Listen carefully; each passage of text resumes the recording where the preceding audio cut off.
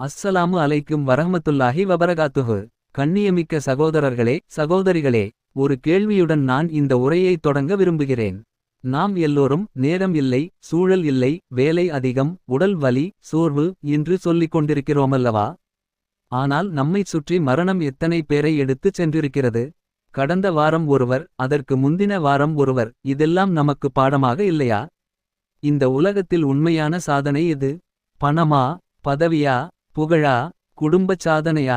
இல்லை சகோதரர்களே, உண்மையான சாதனை சொர்க்கத்தின் சாதனை. அல்லாவின் பார்வையில் வெற்றி பெற்றவன் யார் என்றால் எந்த சூழலிலும் ஈமானை விடாதவன் தான்.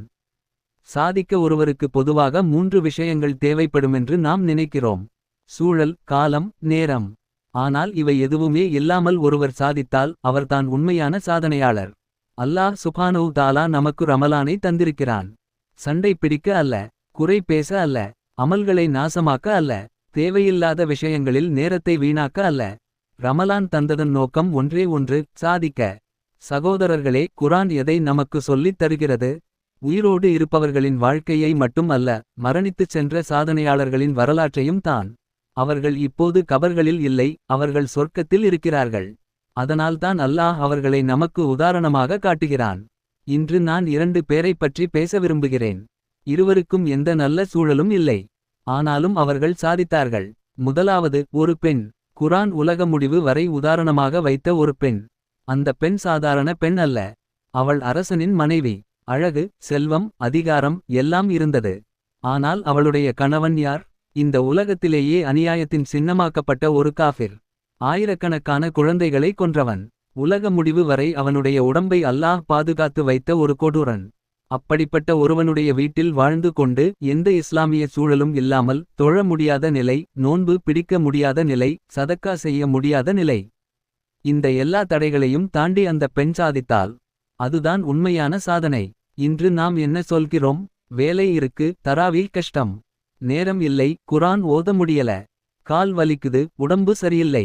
சகோதரர்களே, அந்த பெண்ணின் சூழலை நினைத்து பாருங்கள். அவள் யார்? பிறவுனுடைய மனைவி. அந்த பெண்ணுக்கு எந்த உதவியாளரும் இல்லை, எந்த பாதுகாப்பும் இல்லை. ஒரு நாள் அந்த பெண்ணின் ஈமான் வெளிப்பட்டது.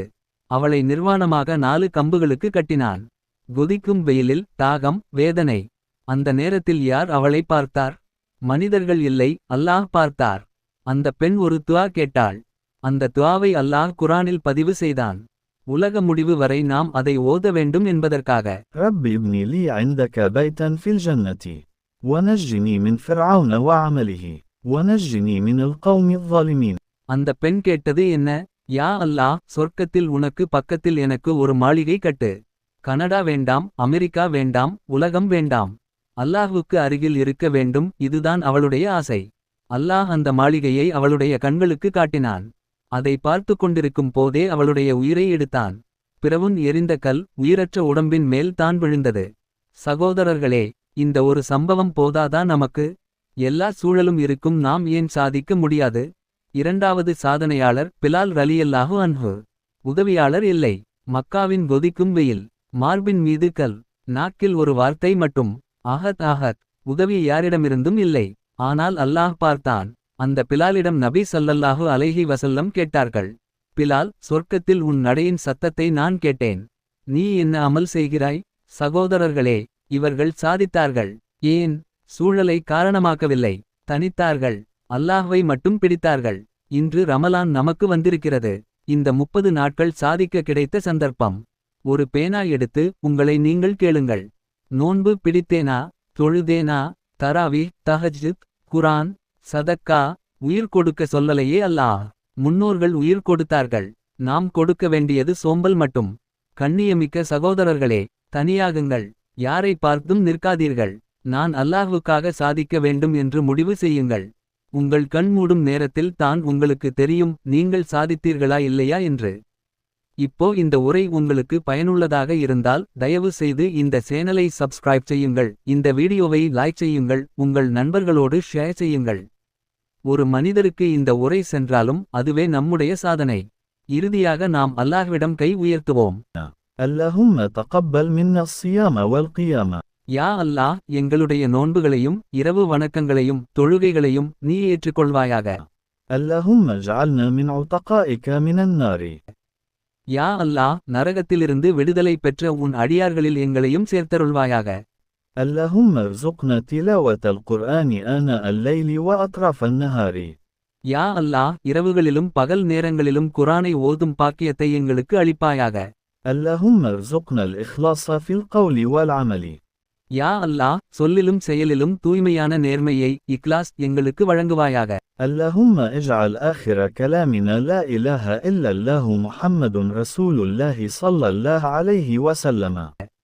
யா அல்லாஹ் எங்களுடைய கடைசி வார்த்தையாக அல்லாஹ் தவிர வணக்கத்திற்குரியவன் யாரும் இல்லை, முஹம்மது ஸல்லல்லாஹு அலைஹி வஸல்லம் அல்லாவின் தூதர் என்பதை கூறும் பாக்கியத்தை தந்தருள்வாயாக. ربنا تقبل منا إنك أنت السميع العليم. எங்கள் இறைவனே, எங்களிடமிருந்து இந்த அமல்களை நீ ஏற்றுக்கொள்வாயாக. நிச்சயமாக நீ எல்லாம் கேட்பவனும் எல்லாம் அறிந்தவனும் ஆவாய். وتب علينا إنك أنت التواب الرحيم. எங்கள் தவறுகளை மன்னித்து எங்களிடம் திரும்புவாயாக. நிச்சயமாக நீ அதிகமாக மன்னிப்பவனும் மிகுந்த இரக்கமுள்ளவனும் ஆவாய். அல்லாஹ் நம்மை ஆசியா பிலால் போன்ற சாதனையாளர்களின் கூட்டத்தில் சேர்த்தருள்வானாக.